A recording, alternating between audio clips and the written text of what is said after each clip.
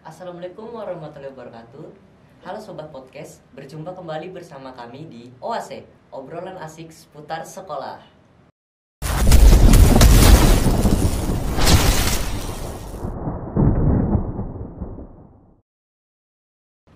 Oke, izinkan saya membuka dengan pantun. Di atas genteng hingga banyak burung. Burung pergi gara-gara tertusuk duri. Pandemi corona bukan alasan untuk murung. Kita harus terus bangkit dan bangkit untuk negeri. Ahmad duduk di bawah pohon akasia, duduk termenung menunggu burung dara. Selamat Hari Pramuka Nasional Indonesia. Kita harus terus semangat membanggakan negara. Selamat Hari Pramuka Indonesia, Sobat Podcast yang ada di mana saja. Ini edisi spesial Hari Pramuka Raja Muda Karana. Di sini kita akan berbincang dengan narasumber kita, yaitu salah satu pembina Eskul Pramuka di Semara Jaku, yaitu Bapak Safarudin SPD. Halo Bapak. Halo. Oh iya, saya akan membacakan profil beliau nih. Selain koordinator Eskul, beliau juga guru BK di sekolah kita. Beliau ini masih single loh, dan berenergi dan senang membantu. Terima kasih. Yuk kita langsung tanya-tanya beliau nih teman-teman. Sejak kapan gerakan pramuka ada di sekolah ini? Kalau berbicara tentang pramuka, sebenarnya itu adalah perjalanannya cukup panjang. Gerakan pramuka sebelum diresmikan pada tanggal 14 Agustus 1961 itu sebenarnya sudah ada sejak zaman penjajahan Hindia Belanda. Namun karena melihat situasi dan kondisi pada saat itu, pemerintah Hindia Belanda melihat organisasi kepanduan ini mengalami perkembangan yang pesat, sehingga ada satu momen mereka berusaha untuk menghentikan perkembangan gerakan tersebut, kepanduan. Cuman karena inisiatif dari pada saat itu Presiden Soekarno, artinya setelah Indonesia merdeka, maka pada tanggal 14 Agustus 1961 gerakan pramuka resmi didirikan di Indonesia. Dan alhamdulillah sampai hari ini gerakan pramuka itu masih kita peringati setiap tahunnya, yaitu pada tanggal 14 Agustus. Dan alhamdulillah untuk hari ulang tahun gerakan pramuka sendiri itu jatuh pada besok Ahad 14 Agustus di tahun 2022. Mungkin itu sedikit singkat sejak kapan gerakan pramuka ada di Indonesia. Terima kasih. Pertanyaan selanjutnya nih Pak, apa tujuan pramuka ini didirikan? Kalau berbicara tentang tujuan gerakan pramuka itu didirikan, sebenarnya itu banyak ya. Secara umum itu tujuan gerakan pramuka itu didirikan itu lebih kepada perkembangan intelektual, terus yang kedua spiritual, yang ketiga sosial, dan yang terakhir itu adalah perkembangan fisik peserta didik. Terus mengapa perkembangan pesat di sekolah-sekolah? Ya kita berbicara tentang sekolah ya. Kalau berbicara tentang pramuka di Indonesia, khususnya di sekolah-sekolah, kenapa mengalami perkembangan yang pesat? Karena dari pemerintah sendiri, itu khususnya di kurikulum, itu mewajibkan khususnya untuk tingkatan SMP dan SMA, itu mewajibkan untuk mengikuti eskul pramuka. Karena kenapa? Pramuka itu dipandang salah satu cara untuk menumbuhkan etika dan karakter siswa itu sendiri.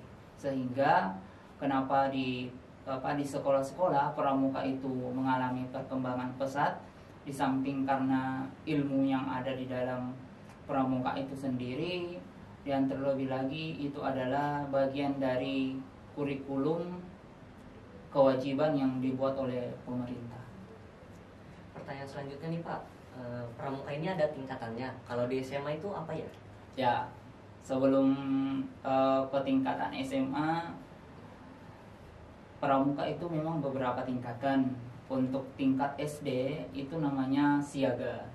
Nah, terus kalau untuk tingkatan SMP itu namanya penggalang. Dan untuk tingkatan SMA itu namanya penegak. Terus ada lagi untuk tingkat mahasiswa itu namanya pandega. Dan itu semua disesuaikan dengan batas usia. Jadi untuk SMA itu lebih kepada penegak. Dan penegak yang ada di SMA pun itu ada 2 tingkatan, yaitu penegak bantara dan penegak laksana, seperti itu. Oke.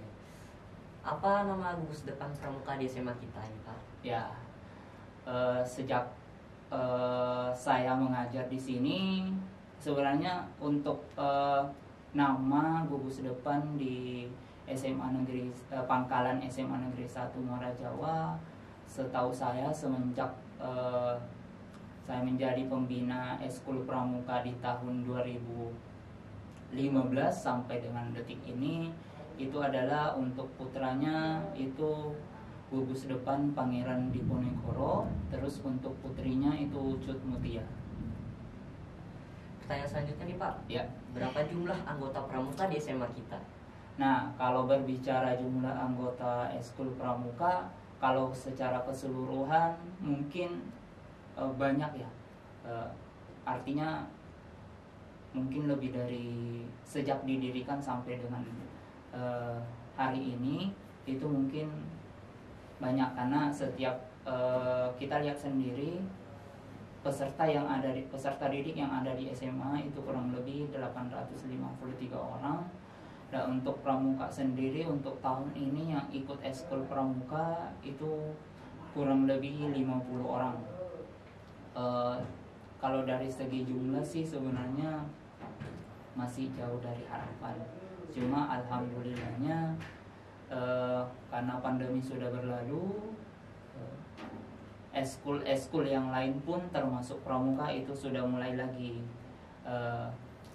mengikuti lomba-lomba baik yang ada diadakan di dalam lingkup kecamatan Muara Jawa maupun yang ada di lingkup kabupaten.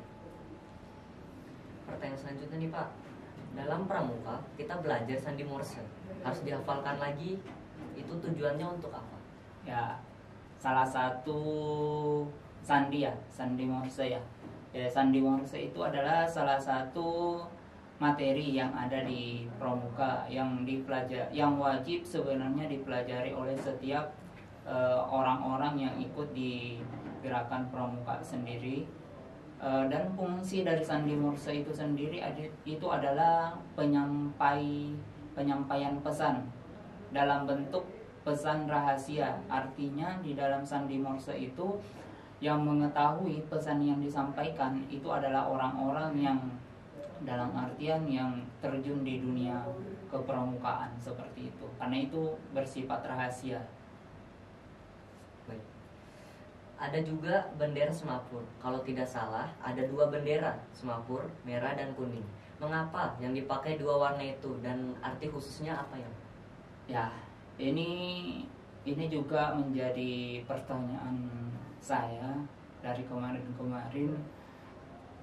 Kan kalau berbicara tentang warna kan banyak tuh ya, bukan hanya merah dan kuning.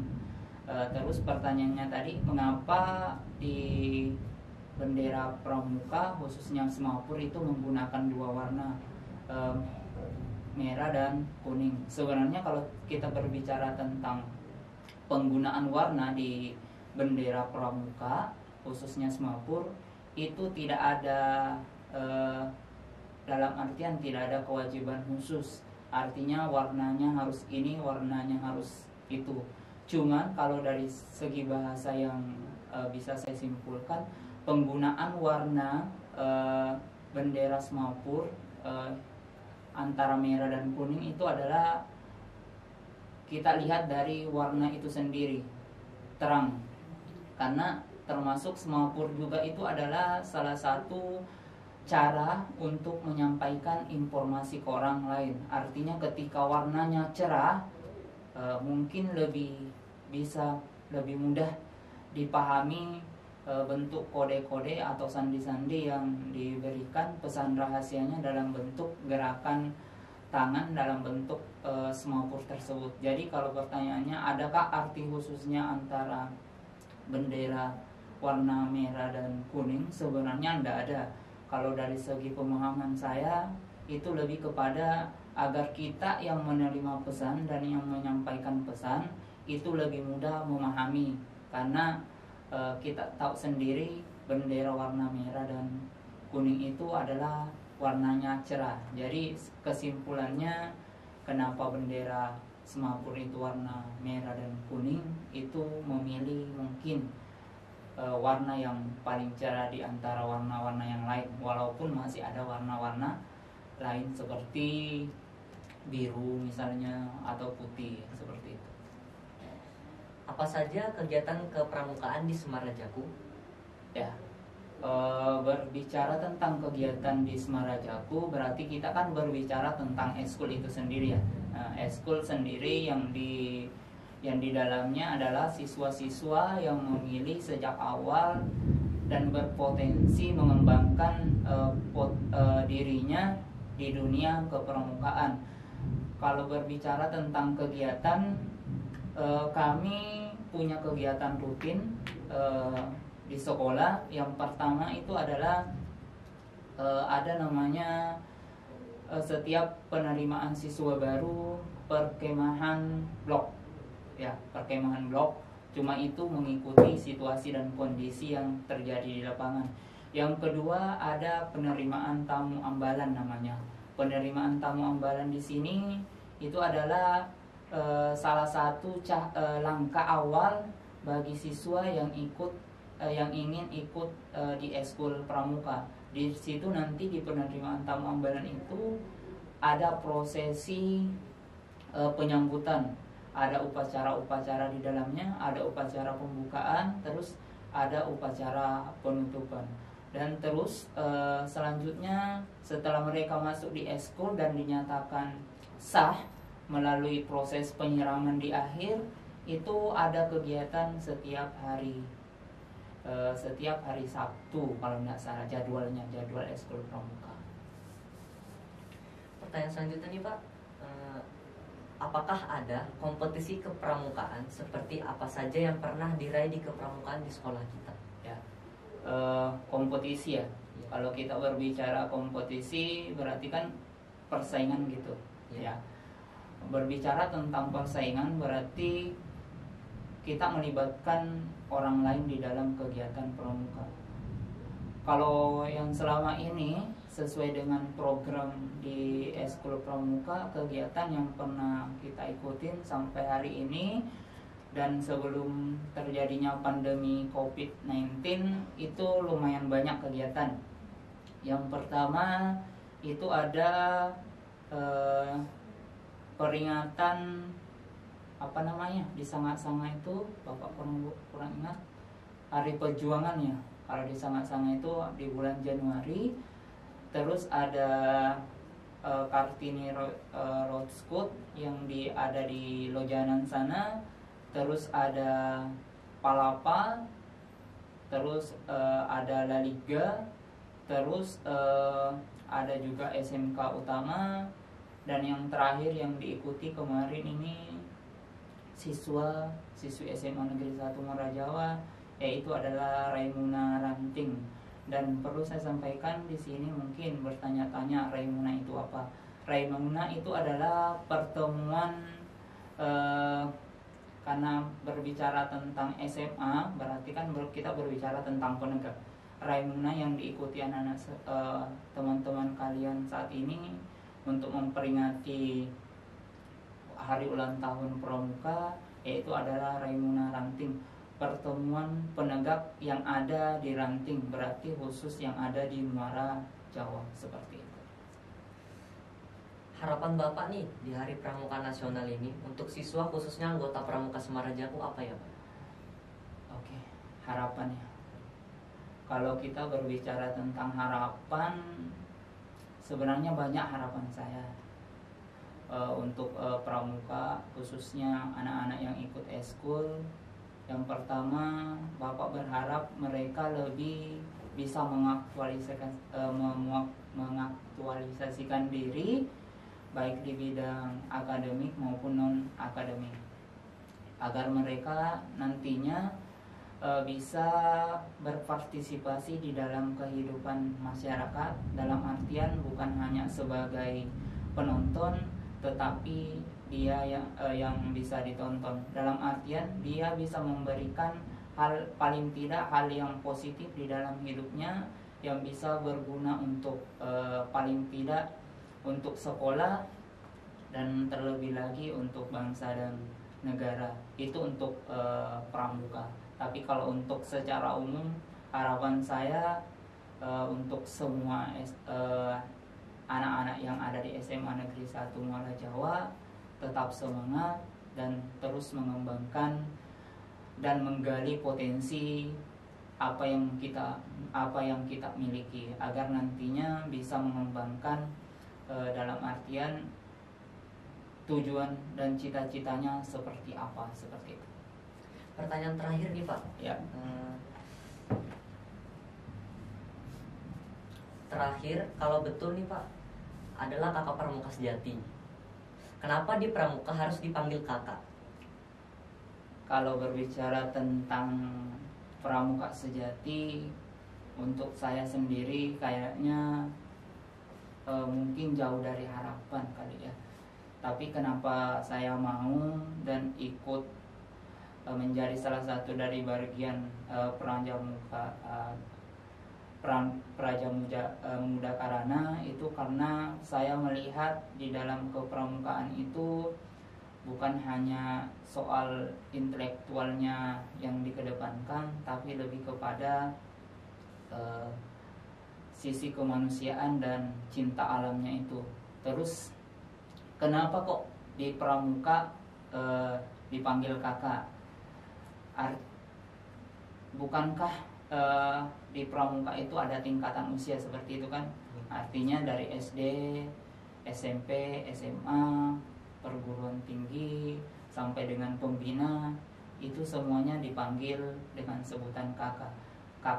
Kakak di sini sebenarnya penyebutannya itu lebih kepada agar dalam kakak ini dianggap sebagai salah satu metode yang paling ampuh, dalam artian tidak ada perbedaan antara usia yang tua dengan yang muda, dan kakak ini dianggap sebagai salah satu metode yang ampuh untuk menyatukan perbedaan usia tadi.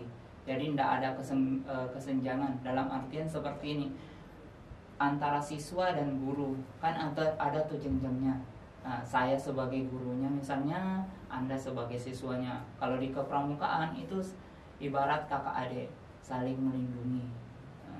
Artinya itu dianggap sebagai salah satu metode dibandingkan dengan sebutan yang lain. Jadi ketika kita mau berkomunikasi dengan orang yang mungkin lebih tua tetapi sesama orang pramuka, itu tidak ada kecanggungan di dalam berbicara. Artinya kita bebas untuk mengungkapkan masalah yang kita hadapi, layaknya kakak curhat sama adiknya, ataupun begitu sebaliknya adik yang curhat sama kakaknya. Oh ya, ini adalah Trisatya, berarti kita berbicara tentang janji ya. Iya. Nah, janji seorang pramuka. Tri berarti 3. Nah, 3 janji yang harus dimiliki oleh seorang pramuka sejati, bahasanya kan begitu. Isi dari Trisatya sendiri itu yang pertama adalah agak lupa dikit ya, mohon maaf. Yang pertama kalau tidak salah itu yang menjalankan kewajibanku terhadap Tuhan Yang Maha Esa, Negara Kesatuan Republik Indonesia, dan yang terakhir mengamalkan Pancasila, tidak salah. Terus yang kedua itu adalah menolong sesama hidup dan ikut serta membangun masyarakat. Terus yang terakhir itu adalah menepati dasa dharma. Dasa dharma sendiri itu terdiri dari 10 aturan yang harus diikuti dan diamalkan di dalam kegiatan kepramukaan. Oke, Oke, terima kasih Pak. Maaf karena ini hari pramuka, jadi saya panggil Bapak kakak. Ya, enggak masalah. Maaf Pak, bercanda aja. Enggak masalah. Terima kasih ya Pak sudah hadir di room podcast kita kali ini. Sudah mau berbagi informasi kepada sobat podcast Semarajaku. Latihan berbaris berhitung sampai 8 latihan pramuka di hari Sabtu.